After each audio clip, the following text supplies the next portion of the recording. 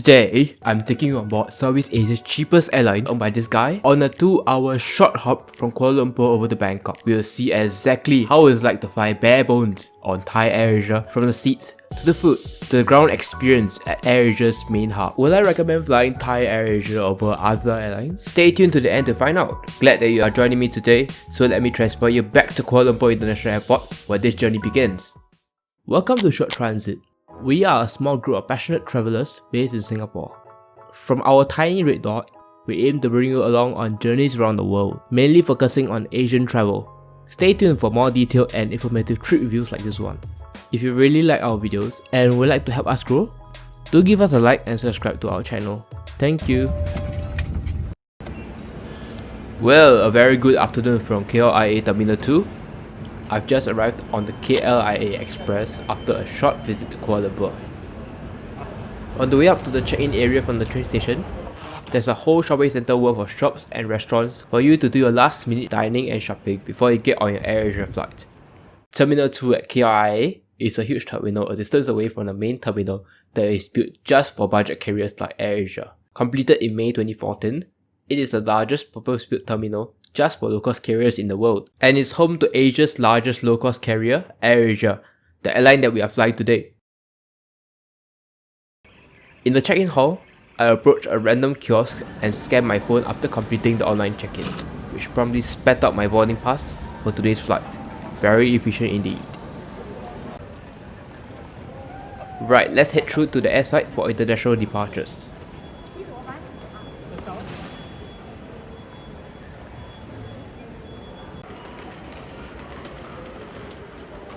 On the way to the gate at the far side of the terminal, we will pass through this impressive sky bridge connecting the main terminal to the satellite terminal, flying over the airport taxiway. This gives us a very spectacular view of dozens of AirAsia planes parked around the terminal below us.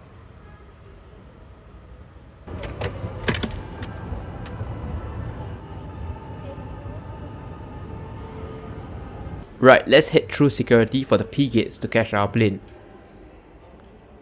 Honestly, this whole terminal experience absolutely did not feel low cost at all, with the cleanliness, efficient and fast passenger processing, and the readily available drinking water, making this an enjoyable airport experience.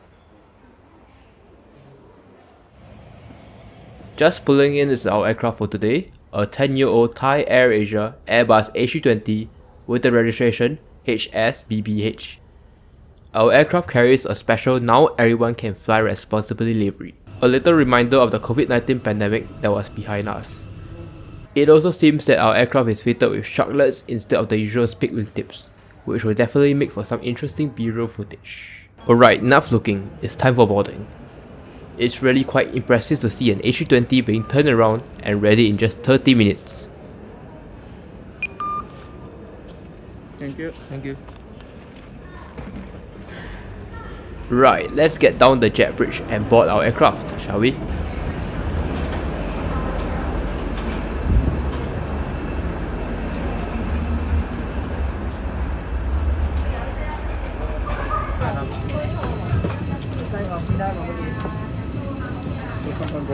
Thank you. Stepping aboard, you can see that our aircraft is configured in a typical 3-3 configuration, stretching 30 rows to row 31 for a total of 180 seats, with the red headrest covers designated as the more expensive hot seats. Yes, row 13 is indeed missing from this aircraft. I was greeted by the friendly cabin crew as I made my way to my seat.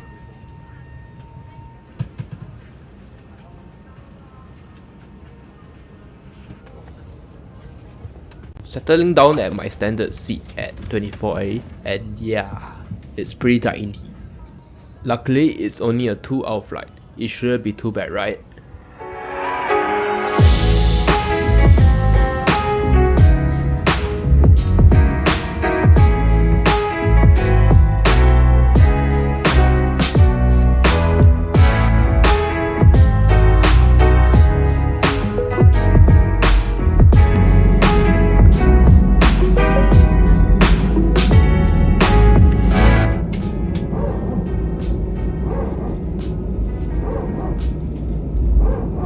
After passing a sea of red A320s as far as I can see, we made a quick taxi to runway 14R for takeoff. Okay, now a bit of information about this route that we are flying today. AirAsia flies Kuala Lumpur to Bangkok to up to 10 times daily using Airbus A320s, with operations split between Thai and Malaysian AirAsia subsidiaries. The only other direct competitor on this route is Batik Air Malaysia, flying 2 times daily. There are also up to an additional 7 daily flights between Kuala Lumpur and Bangkok Suvarnabhumi, with a combined frequency in this market being up to a whopping 19 daily flights, served by a total of 6 airlines, which is quite a lot of capacity indeed. Fares do go as low as $38 per person on this route if booked very early in advance. If you do book early, full service airlines aren't that expensive either, with fares starting at $110 one way on Malaysia Airlines. Now let's enjoy this takeoff from runway 14R.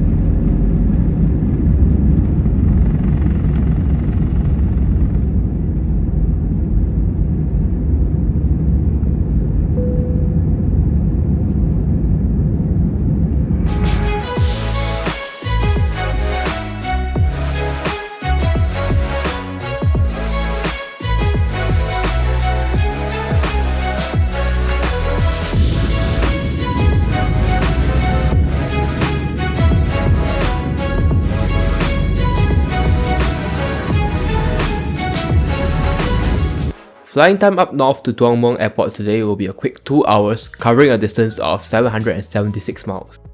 This means that I'll be stuck in this seat for 2 hours, I guess. Right, speaking of the seats, the 28 inches of pitch of the seats causes the legroom to be quite restricted for me who stands at 1.8 meters tall, but it's not too bad for a short trip like this. The seat back is showing a little legacy of past passengers, so just do yourself a favor and don't touch there. Other than that, it contains the onboard food menu, safety card, and the bath bag. You also have a fairly standard tray table that folds down from the seat. Nothing more, nothing less. Flipping through the menu, the food and drink options are quite numerous, and are priced pretty reasonably when compared with other low-cost airlines around the region, with hot meal prices hovering at around 6 Singapore dollars. Drinks and snacks are also at around the $1.50 to $2.50 range. They also serve out weird concoctions like these. On top of the food and drink selection, there are also duty-free and AirAsia merchandise aboard, like this plain model selling at $50. Just to let you know, they do promote their duty-free offerings aboard quite aggressively, so that's something to take note of if you just want a peaceful nap. One thing that I absolutely love about AirAsia is its food on board. Given that airplane food in general doesn't really have a great reputation in the first place, it's surprising that AirAsia's food is so well liked to the point they have cult favourites like the Uncle Chin chicken rice, and having restaurants on the ground in Kuala Lumpur. Since many YouTubers have reviewed it, we shall get something a little different. Today I got myself a serving of chicken teriyaki rice, which came with a bottle of water. This was pre-booked online before the flight. First impressions, it does look good for aircraft meal, let alone on a low-cost airline. Was it really restaurant quality? I guess not really, probably due to my taste buds at 30,000 feet, but for just $5, it was pretty excellent for a meal on board a low-cost airline. An absolute no-brainer to buy it, if you ask me. It made me really want to try their food on the ground someday in their restaurants.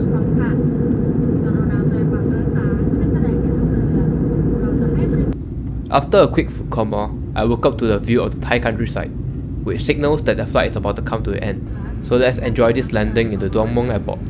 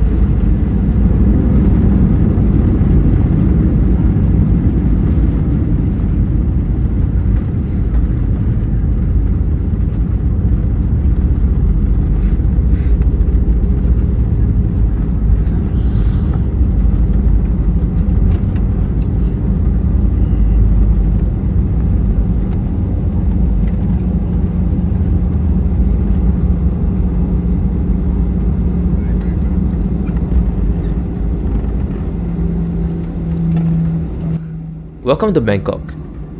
It's nice and sunny outside, and it feels great to be overseas again. To sum up, AirAsia is pretty good for a low-cost carrier. I only paid $69 for this 2-hour one-way trip from Kuala Lumpur over to Bangkok, with other airlines charging significantly higher for this route. For the price I paid, I really felt that I had got my money's worth. With the decent quality and affordable onboard food selection, and the great service aboard. The only downsides are pretty much just their seats, with the tight legroom and cleanliness issues. But for seat pitch wise, that's how they make their money as a low-cost carrier. They had so far exceeded my expectations greatly, and I would highly recommend them if you are on a tight budget, as they provide a great customizable travel experience despite being pretty affordable. Just remember to bring some wet tissue to clean your own seats. Thanks for watching our first video. If you have any suggestions for improvements for this video, do not hesitate to leave us a comment. And I'll catch you next time.